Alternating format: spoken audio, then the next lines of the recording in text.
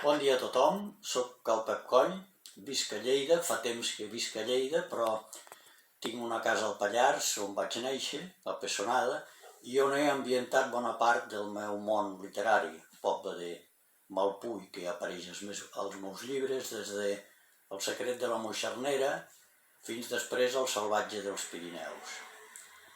Bé, la meva última obra, L'any que va caure la roca, està ambientat a Malpuy, retorno al poble de Malpuy l'any 1975, un any crucial per la història del país i també un any crucial per l'agricultura. En aquest cas són 7 joves hereus de 7 cases que encara queden al poble i que tot d'un plegat doncs, són víctimes d'un cataclisme que els obliga a canviar totalment el que ells pensaven, a seguir la tradició familiar i a partir d'aquí doncs ells es replantegen, el més fàcil seria potser marxar del poble com han fet els seus germans, però ells es queden allí a muntar el que ells desitjarien i veuen el futur de l'agricultura amb una cooperativa i de fet al final se n'arriben a sortir. De fet l'obra no deixa de ser una imatge, una història també de la transició política espanyola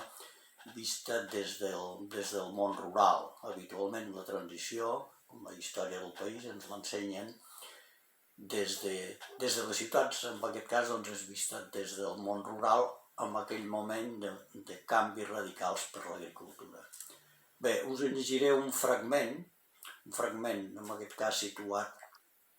després, diríem, del cataclisme, quan es plantegen els funerals per als seus difunts, per als que han mort al cataclisme, i quan en una d'aquestes reunions apareix doncs, un personatge que els hi fa, en certa manera, replantejar tota la seva visió. Diu així: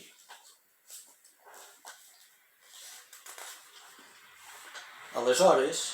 va intervenir una dona d'un poble de la Vallfosca, germana de la padrina de Calcinto, sepultada amb el seu fill i la mestressa, un matrimoni sense canalla. Com les velles d'abans, aquella parenta de muntanya duia un mocador negre amb els becs nuats sota la barba. Per la vestimenta i la manera d'enraonar, feia pinta de beata, o més aviat de bruixa, i va explicar una teoria ben estrambòtica sobre els lligams entre morts i vius. Deia que cada persona, en el moment de morir, continua unida a la persona estimada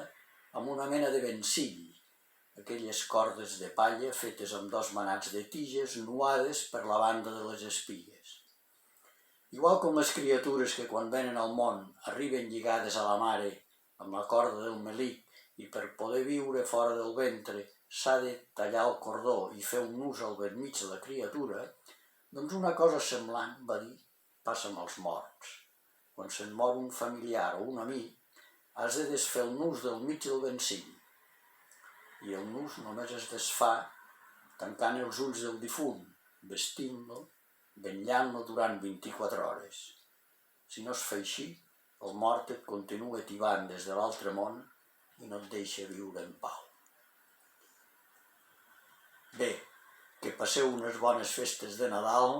i que puguem començar entre tots un any millor del que hem patit fins ara.